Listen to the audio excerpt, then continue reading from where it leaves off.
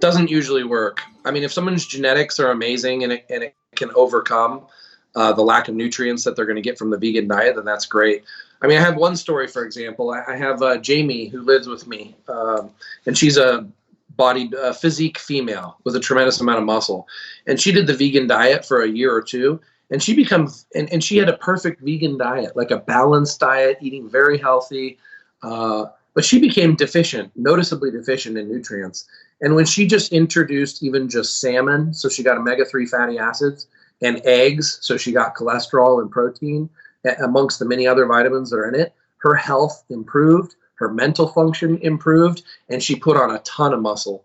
So yes, someone could do vegan bodybuilding, but they're going to be at a tremendous disadvantage, and it's extremely unhealthy. I mean, this is going to be a massive overstatement that would bring a lot of criticism.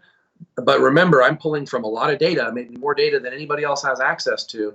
I would say that doing steroids is far healthier than doing a vegan diet.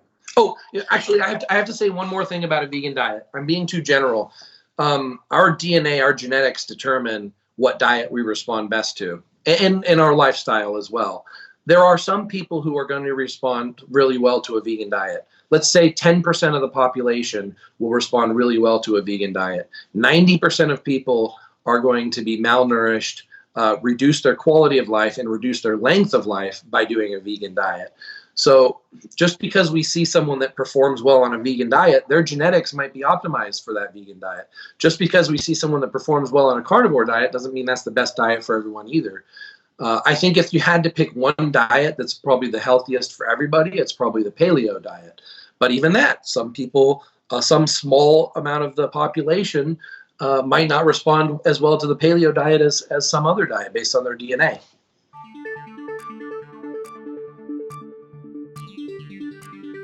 Yeah, so all the steroids react a little differently in the body. You can have one person who takes DECA, for example, and responds really well, doesn't get any side effects. And you can take another person and they get gynecomastia instantly. We all metabolize these drugs differently. In fact, one thing I experiment with is pharmacogenomics, where you genetic test yourself and see how the enzymes in your body react with the drugs that we put in our body. And it's fascinating to see how, for example, I respond really well to Adderall, and my body metabolizes it really well. I respond terribly to Ritalin. So my genetic test actually revealed that. And it was fully accurate to my experience. So what's nice about a genetics test, but they don't have the data for steroids. And it'll be a long time before they do. But someday they will. Someday they'll have a genetic test that tells you respond really well to Anadrol, you don't respond really well to Dianabol. You respond really well to DECA, but you're not going to respond well to Trenbolone. So they have that for medications, like for psychiatric medications, cardiovascular medications, diabetes medications, but they just don't have that for steroids yet. So what that means is the science exists. We just don't have enough data. So we're stuck with self-experimentation. We have to experiment on ourselves and see what steroids work. And what people don't realize is they take a steroid, they may respond really well to it, and then they say this general statement, steroids are amazing. They take another steroid, and it responds really really poorly. They say steroids are terrible.